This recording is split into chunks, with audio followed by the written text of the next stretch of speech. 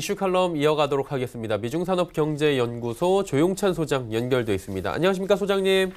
예, 안녕하십니까? 일단 아래 공포라고 하는 부분이 지난주부터 우리 시장뿐만 아니라 글로벌 시장을 지금 급습했는데 일단 좀 잦아드는 분위기는 있습니다. 그런데 신흥국 쪽으로 지금 굉장히 공포가 되살아나고 있다고 하더라고요. 터키, 아르헨티나, 브라질 그리고 남아공까지 증시 환율이 지금 요동치고 있다고 하는데 이 부분 좀 자세히 들어볼까요? 네, 아무래도 신흥국 중에서도 경제 펀더멘탈이 좀 취약하고요.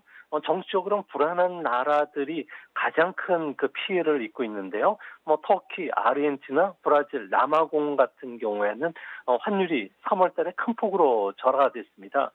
그 중에서도 터키 리러화 같은 경우에는 지난해 8월에 터키 쇼크가 발생한 이후에 가장 큰 폭인 3월 한 달간 무려 6.5%나 절하가 됐고요.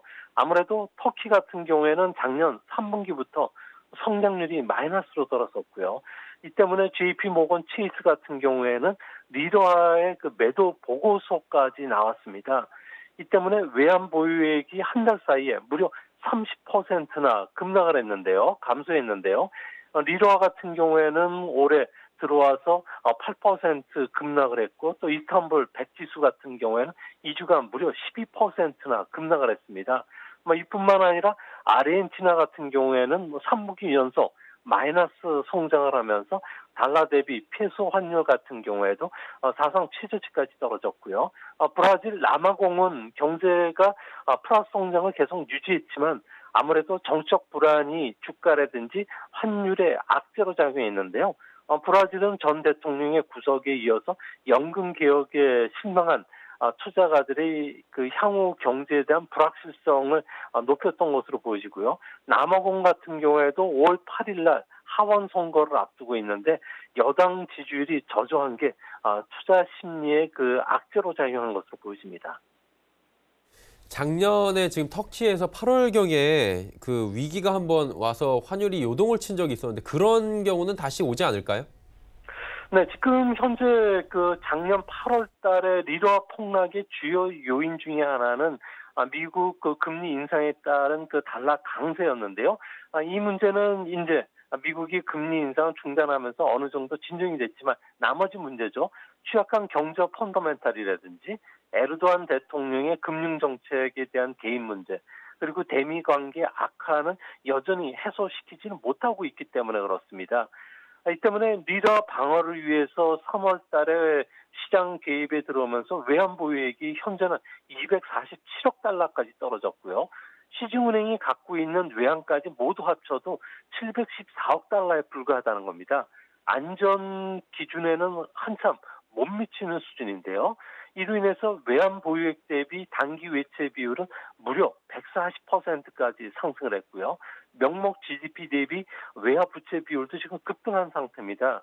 이제 앞으로 리더가 계속 폭락한다면은 부실 기업의 채무 상환 불이행 문제뿐만 아니라 도산이 계속 일어나기 때문에 올해 말에는 은행 업종의 자기 자본 비율이 무려 15.8%, 5%까지 떨어지고요.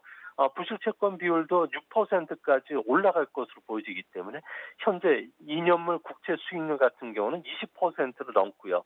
CDS 프리미엄도 450bp까지 치솟았기 때문에 앞으로 그 리더화 문제가 펀더멘탈뿐만 아니라 정치적으로 불확실한 신흥국 쪽에 자금 이탈이라든지 통화 약세 쪽으로 움직일 가능성이 크지 않을까 보여집니다. 다행히 인도나 중국, 베트남 같은 경우에는 경기 부양이 또 적극적이고요.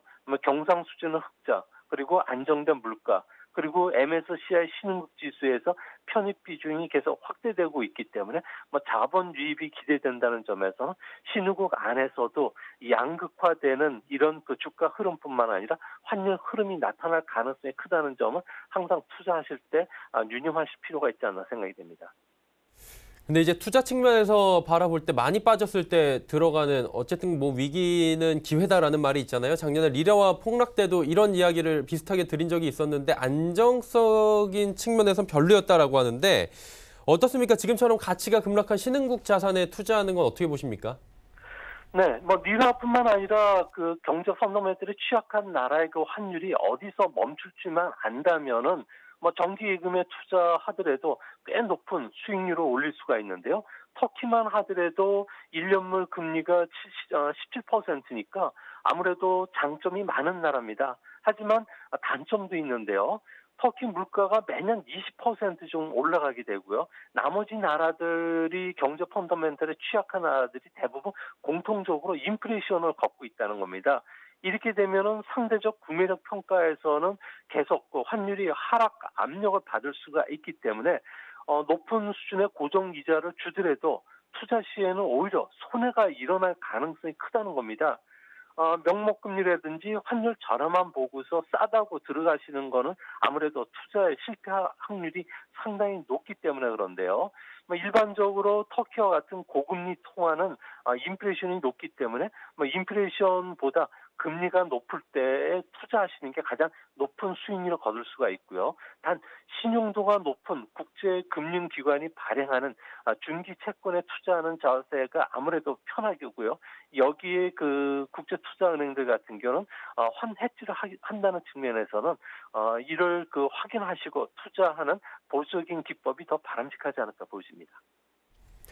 그리고 이제 개인 투자자 입장에서 봤을 때 아시아 시장 중에서 가장 그래도 매력적이고 안전한 투자처가 있을까요? 네, 아시아 시장에서 채권 시장 단일 규모로 제일 큰 나라는 일본입니다. 10조 달러 정도 시가총액을 갖고 있고요. 그 다음에 이제 일본은 제한 아시아 시장 같은 경우는 13조 달러 정도가 됩니다. 작년만 하더라도 미중 무역 전쟁, 미국의 금리 인상으로 인해서 아시아 신흥국에 대한 그 채권 투자를 권장하지는 않았는데요. 다행히 올해 들어와서는 미 연준이 비둘기파적인 금융 정책 그 자세로 돌아섰고요.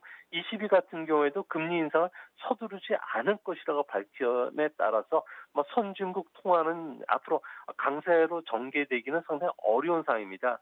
이 때문에 최근 그 아시아 채권 시장이 안정성이 갖춘 그 나라를 중심으로 해서는 계속 자금들이 좀 유입되고 있는 그런 모습인데요. 인도네시아 같은 경우에는 그 금융시장이 안정이 됐고 물가도 안정이 되다 보니까 2월 달에 금리 인하를 단행했고요. 필리핀이라든지 인도도 금리 인하를 지금 준비를 하고 있기 때문에 금리 인하는 채권 가격 상승으로 이어질 수가 있기 때문에 시장에서 당연히 주목을 받을 수밖에 없을 거로 보여집니다. 특히 올해는 아시아 국가들이 선거가 집중되는데요. 인도네시아는 4월, 또 인도는 5월에 총선이 치러지는데요. 하지만 그 경제 펀더멘털이 좋은 나라들 같은 경우에는 집권당이 또 무난히 승리할 것으로 보여지고 있고요. 또 중국도 경기 부양책에 의해서 제조업이나 자본재 그리고 부동산 회사들의 최근 들어서 회사채 발행도 순조롭다는 점에서는 많은 해외 자금들이 펀더멘털이 좋은 나라를 중심으로 해서는 계속적인 자금 유입이 있다는 측면에서 우리나라 증시에서도 한 가지 호재가 되지 않을까 보입니다. 네. 그리고 이제 경제 지표가 세계 각국에서 속속 발표가 되고 있고요. 발표될 예정에 있습니다. 경기는 지금 침체되고 있다라고 지표로 나오고 있다고 하는데 그렇다면 이제 뭐 지표가 나오고 나서 생각해 볼 문제겠지만 언제쯤 경기가 회복될지 이 부분도 좀 알 수 있습니까? 아무래도 세계 경기를 볼 때는 가장 그 선행 지표로 삼는 게 OECD 경기 선행 지수입니다. 이 지수를 보면은 세계 경기는 2017년 11월을 피크를 기록한 뒤 계속 하락을 했는데요. OECD에 따르면은 2000년 이후에 경기 순환은 6번 찾아왔고요. 완전히 그 바닥에서 정점까지 한 바퀴 다 도는 데는 평균 35개월이 걸렸다고 합니다. 현재 제로라는 기준선을 깨고서 바닥까지 가는 경기 하락 기간이 평균 9개월이었고요. 바닥에서 기준선까지 올라가는 경기 회복 기간은 평균 한 8개월 정도가 걸렸습니다. 세계 경기가 2018년 5월에 기준선을 깨고 마이너스에 들어가는 경기 하락이 시작이 됐는데요. 경기 선행 지수만 놓고 평균적인 그 기간을 산출해 보면은 올해 2월을 전후해서는 경기가 바닥을 쳤을 가능성이 확률이 상당히 높습니다. 때마침 3월 달에 발표되는 그 미국의 ISM 제조업 지수가 무려 55.3으로 지난 2월 달보다 회복이 됐고요. 중국 제조업 PMI도 50.5로 전달보다 크게 좋았는데요. 아무래도 세계 경기 회복 신호들이 하나 더 강력하게 지금 울리고 있다는 측면에서는 세계 경기는 바닥을 친 게 확실하고요. 이렇게 되면 올해 10월을 전후해서는 경기 확장 국면에 들어가고요. 2020년 4월에는 정점에 도달할 가능성이 높습니다. 그렇게 봤을 경우에 2021년도 4월에는 다시 감속 국면에 진입할 가능성이 높다는 점에서 앞으로 한 2년 정도는 세계 경기는 서서히 회복세를 시간이 갈수록 더 확실하게 찾아지지 않을까 보여집니다. 자, 그렇다면 지금 바닥을 찍었다고 말씀해 주셨는데 언제 투자 시기로 지금 진입을 해보느냐 이 부분이 관건일 것 같습니다. 어느 정도가 지금 적기라고 보십니까? 네, 과거 60개월 움직임을 보면요. OECD 경기 선행지수가 1포인트 위로 올라갈 때마다 세계 주가는 14.7포인트 정도 상승했습니다. 선행지수라든지 주가 상관관계로 봤을 경우에는 0.7로 상관관계가 무척 높은 상황인데요. 이 때문에 경기 선행지수가 1포인트 올라가면 신흥국 주가는 무려 22포인트나 상승합니다. 미국 주가가 12포인트 정도 올라가는 것에 비해서는 아무래도 경기 회복 초기에는 신흥국 증시가 선진국보다 유난히 투자 매력이 높다는 게 수치상으로 분명히 보여지는데요.